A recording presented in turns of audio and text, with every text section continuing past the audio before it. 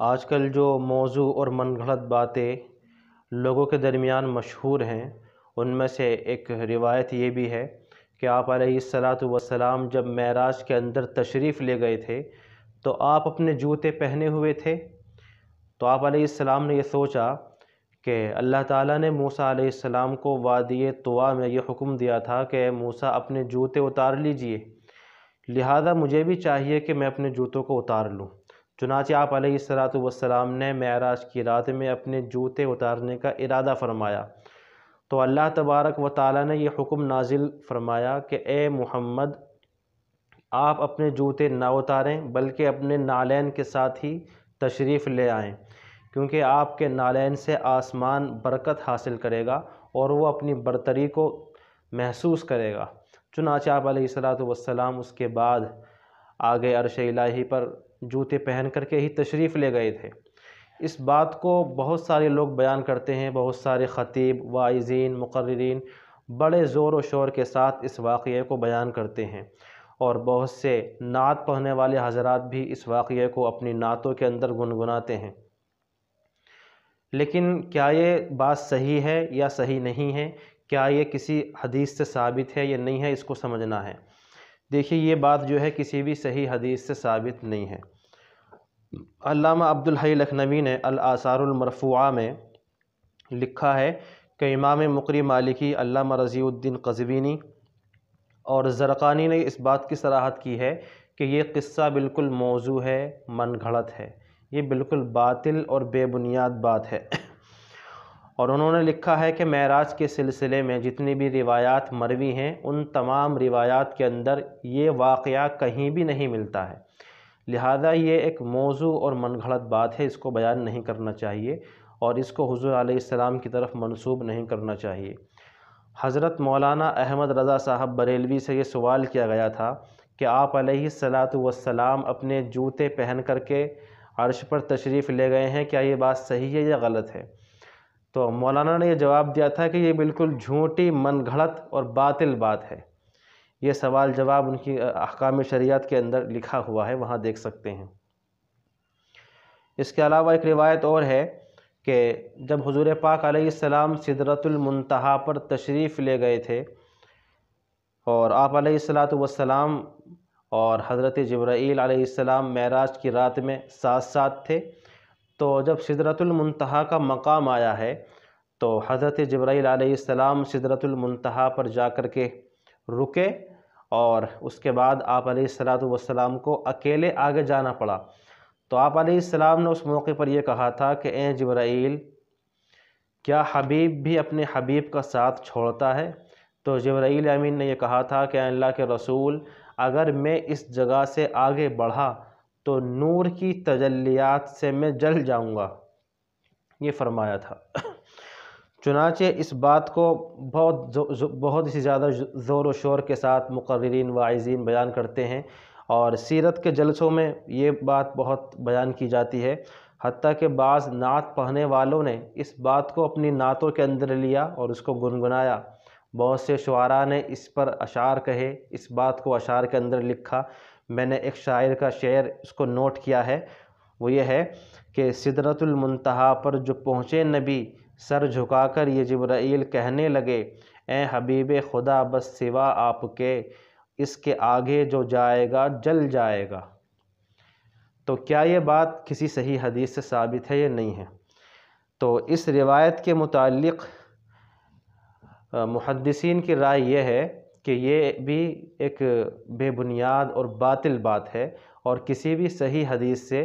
یہ بات ثابت نہیں ہے۔ چنانچہ اس روایت کو امام قسطلانی نے نقل کیا ہے، اور اس معنی، اس مفہوم کی دو روایتیں ہیں جس کو امام قسطلانی نے نقل کیا، لیکن امام قسطلانی نے شفاء الصدور کے حوالے سے نقل کیا اور ان روایتوں کے صحیح اور غلط ہونے کو نہیں چھیڑا بلکہ سکوت اختیار فرمایا اور صاحب شفاء الصدور پر ہی اس کو چھوڑ دیا، یعنی سکوت فرما لیا۔ لیکن اس کے علاوہ علامہ زرقانی نے شرح المواہب میں لکھا، قال الشامی بعد نقل کلام المصنف هذا وهو کذب بلا شک، کہ یہ بلا شک و شبہ بالکل جھوٹی بات ہے، بالکل غلط بات ہے۔ اس کے علاوہ ملا علی قاری نے بھی اس طرح کی 2 روایتیں نقل کی ہیں، اور نقل کرنے کے بعد لکھا فہاتانی ونحوہما ہی التی لم تثبت، کہ یہ دونوں روایتیں اور اس طرح کی اور روایتیں یہ ثابت نہیں ہیں۔ تو محدثین نے اس بات کی صراحت کی ہے کہ یہ روایت بالکل موضوع ہے، من گھڑت ہے، یہ بات بالکل باطل ہے، جھوٹی ہے، اس کو حضور علیہ السلام کی طرف منسوب نہ کیا جائے، لہذا اس کو اپنی تقریروں کے اندر بیان نہ کریں، اور جن شعراء نے اپنے اشعار کے اندر اس بات کو لیا ہے وہ بالکل غلط اشعار ہیں، ان کو ختم کرنا چاہیے۔ ایک روایت اور ہے کہ جب آپ علیہ السلام معراج کی رات میں سدرۃ المنتہا پر تشریف لے گئے تھے تو آپ علیہ السلام نے جا کر کے یہ کہا تھا التحیات للہ والصلوات والطیبات، کہ تمام قسم کی بدنی عبادتیں، تمام قسم کی عظمتیں، رفعتیں اور تمام پاکیزگیاں اللہ تبارک و تعالیٰ کے لیے ہیں۔ تو اللہ رب العالمین نے اس کے جواب میں یہ ارشاد فرمایا تھا السلام علیک ایھا النبی ورحمۃ اللہ وبرکاتہ، کہ اے نبی تم پر سلامتی ہو، اللہ کی رحمتیں ہوں، اس کی برکتیں ہوں۔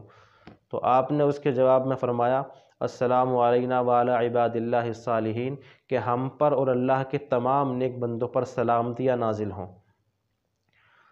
تو اس واقعے کو بھی بہت زیادہ لوگ بیان کرتے ہیں، لوگوں میں مشہور ہے، سیرت کی کتابوں میں لکھا ہوا ہے، اور میں نے بھی کئی جگہ اس واقعے کو پڑھا۔ ایک کتاب ہے خطبات کی جواہرات فاروقی کے نام سے، اس کے اندر بھی یہ واقعہ لکھا ہوا ہے، اور وہاں سے لوگ اس کو یاد کرتے ہیں تقریر میں، اور اس کو پھر خوب زور و شور کے ساتھ بیان کرتے ہیں۔ تو یہ واقعہ بھی موضوع ہے، اور یہ بھی ایک من گھڑت بات ہے، یہ بات کسی صحیح حدیث سے ثابت نہیں ہے۔ چنانچہ معراج کے سلسلے میں 20 سے زیادہ صحابہ اکرام سے روایتیں مروی ہیں، جن میں کچھ صحیح درجے کی ہیں، کچھ حسن درجے کی ہیں، اور کچھ ضعیف درجے کی ہیں، لیکن ان تمام روایات میں یہ روایت کہیں نہیں ملتی، کہیں بھی نہیں ملتی، کہیں سے اس کا ثبوت نہیں ہے۔ اس کے علاوہ حضور پاک علیہ السلام نے حضرت عبداللہ ابن عباس کو ایک جو تشہد سکھلائی تھی، تو اس موقع پر بھی آپ نے یہ واقعہ نہیں بتایا۔ اس کے علاوہ آپ علیہ السلام نے صحابہ اکرام کو اور بہت سے صحابہ اکرام کو درود شریف سکھایا، تشہد سکھائی، لیکن یہ واقعہ آپ علیہ السلام نے کسی صحابی کو نہیں بتلایا، اور حدیث کی کسی بھی کتاب کے اندر یہ واقعہ موجود نہیں ہے۔ تو خلاصہ یہ ہے کہ یہ بات جو ہے، یہ روایت جو ہے، یہ کسی بھی حدیث کی کسی بھی کتاب کے اندر نہیں ہے، اور کہیں بھی اس کا ثبوت نہیں ملتا ہے، لہذا یہ ایک بنائی ہوئی بات ہے، بعد کے دور کی بنائی ہوئی بات ہو سکتی ہے۔ اس کو حدیث رسول نہ سمجھا جائے، اور اس کو حضور علیہ السلام کی طرف منسوب نہ کیا جائے، یہ بے بنیاد، بے سند اور باطل بات ہے۔ ایک روایت اور ہے، وہ بھی بہت زیادہ مشہور روایت ہے، بلکہ بہت ہی زیادہ مشہور ہے،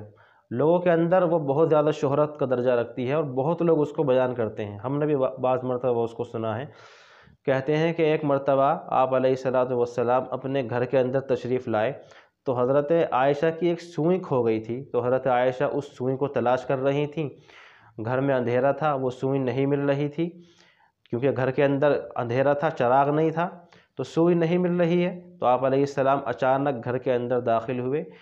تو آپ کے نور کی وجہ سے، آپ کے چہرے کی چمک کی وجہ سے، اور آپ کے بدن سے جو نور چمک رہا تھا اس کی روشنی کی وجہ سے وہ سوئی حضرت عائشہ کو مل گئی، اور وہ بہت زیادہ خوش ہو گئیں۔ یہ روایت بہت زیادہ بیان کی جاتی ہے، کیا یہ روایت صحیح ہے یا صحیح نہیں، اس کو سمجھنا ہے۔ یہ روایت حدیث کی کسی بھی کتاب کے اندر نہیں ملتی ہے۔ حدیث کی جو پرانی کتابیں ہیں، یہ جو بعد کے دور کی ہیں، یا چھوٹی کتابیں ہوں، بڑی کتابیں ہوں، کسی بھی کتاب کے اندر یہ روایت موجود نہیں ہے۔ البتہ حافظ ابن عساکر نے اس کتاب کو اپنی کتاب تاریخ دمشق میں لکھا ہے، اور تاریخ دمشق ہی کے اندر یہ روایت ملتی ہے، تاریخ دمشق سے پہلے کسی کتاب کے اندر یہ روایت نہیں ملتی۔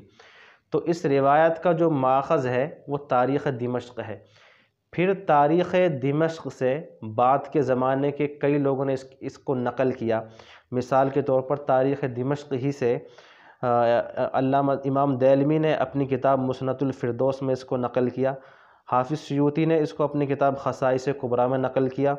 اور صالحی دمشقی نے سبل الہدیٰ والرشاد کے اندر اس کو نقل کیا۔ تو اس کا جو ماخذ ہے اس روایت کا وہ تاریخ دمشق ہے، اور تاریخ دمشق ہی سے بعد کے کئی لوگوں نے اس روایت کو اپنی کتابوں کے اندر نقل کیا ہے۔ لیکن کیا یہ روایت صحیح ہے یا صحیح نہیں ہے، اب اس کو سمجھنا ہے۔ تو یہ جو ابن عساکر نے تاریخ دمشق میں جو روایت یہ لکھی ہے، تو اس روایت کی سند کے اندر ایک راوی پایا جاتا ہے جس کا نام ہے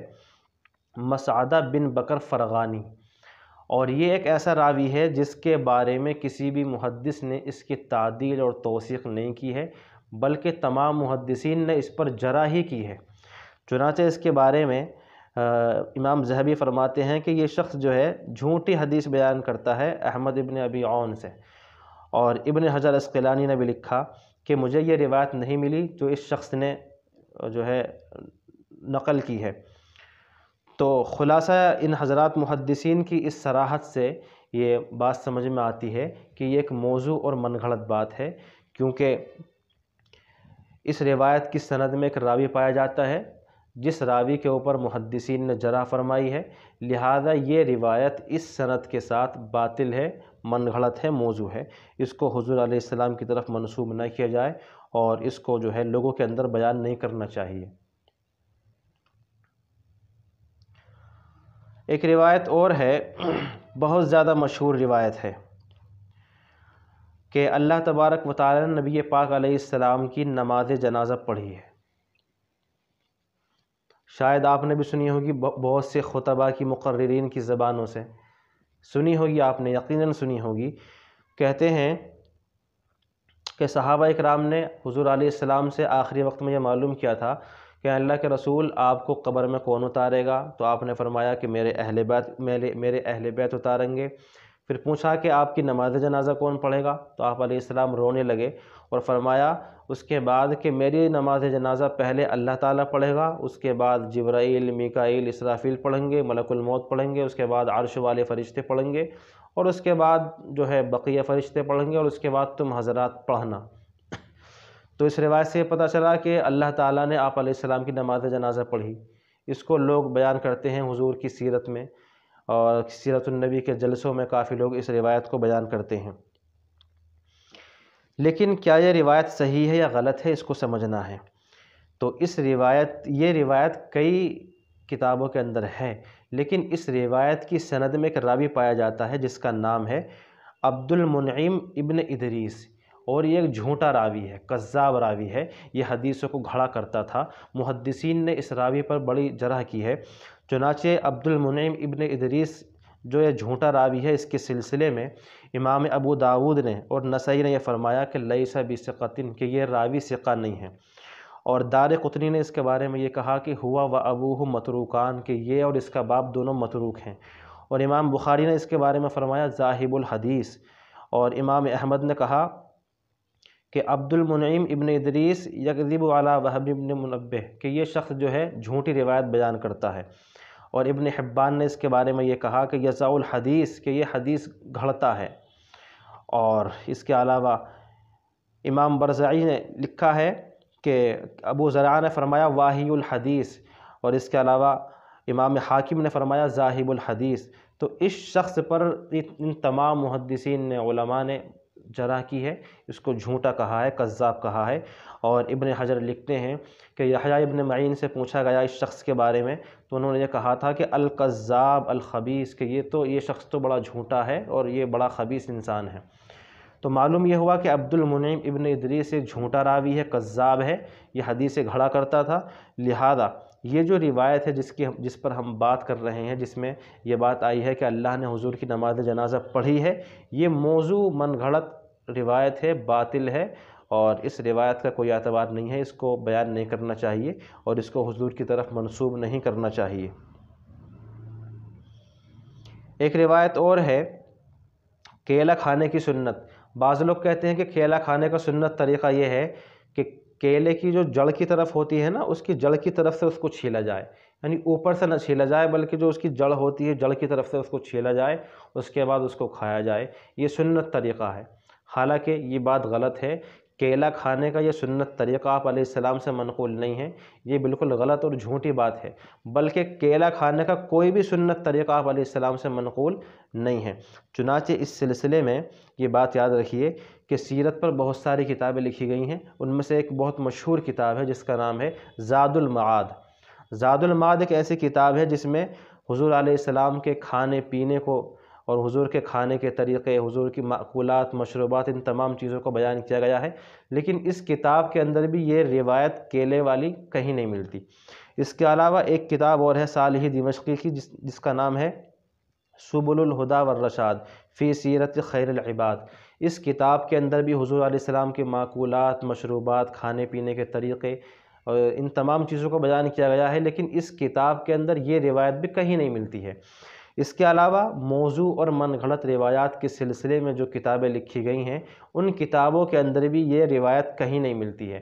تو اس روایت کا کہیں وجود نہیں ہے، یہ روایت کہیں موجود نہیں ہے، لہذا یہ کہنا کہ کیلا کھانے کا سنت طریقہ یہ ہے، یہ بالکل غلط بات ہے۔ کیلا کھانے کا کوئی سنت طریقہ آپ علیہ السلام سے منقول نہیں ہے۔ کیلا آپ جیسا چاہے کھا سکتے ہیں، اس میں کدھر سے بھی کھا سکتے ہیں، کوئی حرج نہیں ہے۔ یہ کہنا کہ اس کا سنت طریقہ یہ ہے، یہ غلط بات ہے، یہ بات کسی صحیح حدیث سے ثابت نہیں ہے۔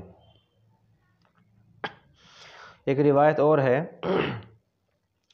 کہ دین کے راستے میں آپ علیہ السلام کو پتھر مارے گئے بہت زیادہ۔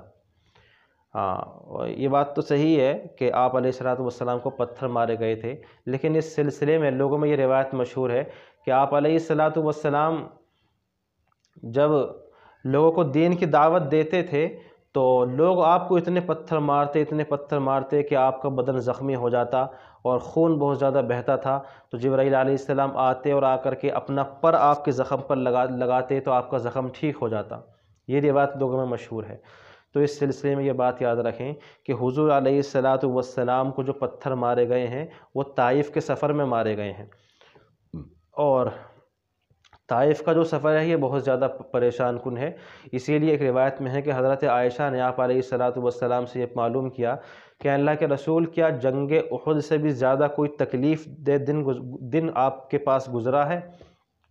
تو آپ نے فرمایا تھا کہ وہ طائف کا جو سفر ہے وہی آپ نے بیان فرمایا تھا کہ یہ سفر، یہ دن مجھے سب سے زیادہ تکلیف دہ گزرے ہیں۔ اور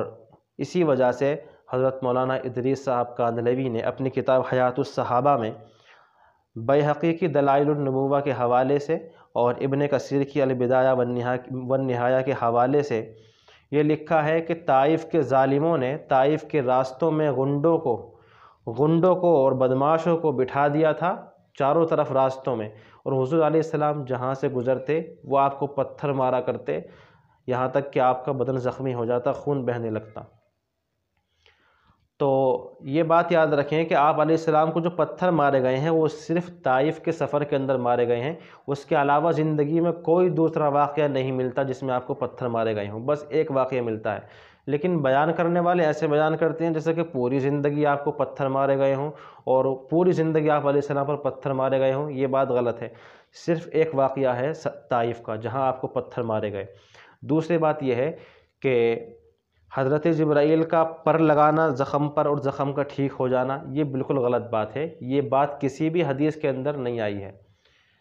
یہ بات کسی بھی صحیح حدیث کے اندر یا ضعیف حدیث کے اندر یہ بات کہیں ہے ہی نہیں، یہ بالکل غلط بات ہے۔ تو اس واقعے کی اصلاح کرنے کی ضرورت ہے، کیا صحیح ہے کیا غلط ہے اس کو سمجھنے کی ضرورت ہے۔ اسی طرح ایک روایت اور ہے، وہ بھی لوگوں کے اندر بہت زیادہ مشہور ہے کہ ایک مرتبہ حضرت جبرائیل علیہ السلام حضور کے پاس آئے اور آ کر کے یہ کہا کہ آپ افضل ہیں یا میں افضل ہوں؟ تو حضور نے فرمایا کہ میں افضل ہوں، اس لیے کہ آپ میرے پاس وحی لے کر کے آتے ہیں۔ پھر انہوں نے معلوم کیا کہ آپ افضل ہیں یا قرآن افضل ہے؟ تو حضور نے فرمایا میں افضل ہوں، اس لیے کہ قرآن مجھ پر نازل ہوتا ہے۔ پھر حضرت جبرائیل نے یہ پوچھا کہ آپ افضل ہیں یا اللہ کا دین افضل ہے؟ تو حضور پاک علیہ السلام رونے لگے اور فرمایا کہ اللہ کا دین ہی افضل ہے، اس لیے کہ اللہ نے نبیوں کو پٹتے ہوئے دیکھا ہے لیکن اپنے دین کو ختم ہوتے ہوئے اور اپنے دین کو مٹتے ہوئے نہیں دیکھا۔ یہ روایت بیان کی جاتی ہے اور یہ بہت زیادہ مشہور ہے، بعض تبلیغی جماعت کے لوگ بھی اس کو بیان کر دیتے ہیں، لیکن اس سلسلے میں یاد رکھیں کہ یہ روایت کسی بھی کتاب کے اندر نہیں ملتی ہے۔ حدیث کی کوئی بھی کتاب ہو، چاہے پرانی ہو یا نئی دور کی ہو، بعد کے دور کی ہو، چھوٹی کتاب ہو، بڑی کتاب ہو، کسی بھی کتاب کے اندر یہ روایت نہیں ہے۔ حتیٰ کہ عقائد کی کتابوں میں اور علم کلام کی کتابوں میں، اس کے علاوہ بقیہ دوسری کتابوں کے اندر بھی یہ روایت کہیں نہیں پائی جاتی ہے۔ اس کے علاوہ فضائل قرآن کے تعلق سے اور فضائل دین کے تعلق سے، فضائل رسول کے تعلق سے جو روایتیں مروی ہیں، ان تمام روایات کے اندر یہ روایت کہیں نہیں ملتی ہے۔ تو معلوم یہ ہوا کہ یہ کسی کی بنائی ہوئی حدیث ہو سکتی ہے، یہ بے بنیاد بات ہے، کیونکہ اگر یہ حدیث ثابت ہوتی تو کہیں نہ کہیں ضرور ملتی، لیکن یہ کہیں کسی کتاب کے اندر نہیں ملتی ہے۔ تو معلوم یہ ہوا کہ یہ کسی بات کے دور کی ایجاد ہے اور کسی نے اس کو آپ علیہ السلام کی طرف منسوب کر دیا ہے، لہذا اس روایت کا کوئی اعتبار نہیں ہے، اس کو حضور علیہ السلام کی طرف منسوب نہ کیا جائے۔ ایک روایت اور ہے، وہ بھی بہت زیادہ مشہور ہے لوگوں میں، کہ علماء کی زیارت نبی کی زیارت کی طرح ہے، کہ جس نے علماء کی زیارت کی اس نے گویا کہ نبی کی زیارت کی، جس نے علماء کی صحبت اختیار کی اس نے نبی کی صحبت اختیار کی، اور جس نے کسی عالم سے مصافحہ کیا اس نے گویا کہ نبی سے مصافحہ کیا۔ یہ روایت بیان کی جاتی ہے، بلکہ میں نے خود ایک بڑے عالم کی زبان سے اس روایت کو سنا تھا، اور وہ اپنے ایک شیخ کی فضیلت کو ثابت کر رہے تھے۔ اس جلسے کے اندر ان کے شیخ بھی موجود تھے، ان کے پیر صاحب، وہ ان اپنے شیخ کی فضیلت کے سلسلے میں یہ روایت بیان کر رہے تھے اور کہہ رہے تھے کہ بھئی ایک عالم سے مصافحہ کیے بغیر جا رہے ہو، گویا کہ حضور سے مصافحہ کیے بغیر جا رہے ہو، یہ بیان کر رہے تھے۔ تو کیا یہ بات صحیح ہے یا غلط ہے، اس کو سمجھنا ہے۔ دیکھیے یہ جو روایت ہے جس میں عالم کی صحبت کو نبی کی صحبت بتایا گیا ہے اور عالم کی زیارت کو نبی کی زیارت بتلایا گیا ہے، تو یہ روایت علامہ سیوطی نے نقل کی ہے، اور اس طرح کی انہوں نے 3 روایتیں نقل کی ہیں جن روایتوں کے اندر یہ معنی، یہ مفہوم بیان کیا گیا ہے۔ لیکن ان تینوں روایتوں میں جو سیوطی نے 3 روایتیں نقل کی ہیں، ان تینوں روایتوں میں سے پہلی 2 روایتیں تو موضوع ہیں، من گھڑت ہیں، اور تیسری جو روایت ہے وہ انتہائی ضعیف درجے کی ہے، لہذا ان روایات کا کوئی اعتبار نہیں ہے، یہ موضوع من گھڑت روایتیں ہیں، ان کو بیان نہیں کرنا چاہیے۔ علماء کی فضیلت کے سلسلے میں صحیح روایات موجود ہیں، ان کو بیان کرنا چاہیے، اور اس سے بڑی علماء کی فضیلت کیا ہو سکتی ہے کہ علماء کو انبیاء کا وارث کہا گیا ہے، تو سب سے بڑی فضیلت تو یہی ہے۔ اس کے علاوہ اور بھی فضیلت علماء کی ہے جو صحیح احادیث کے اندر منقول ہے۔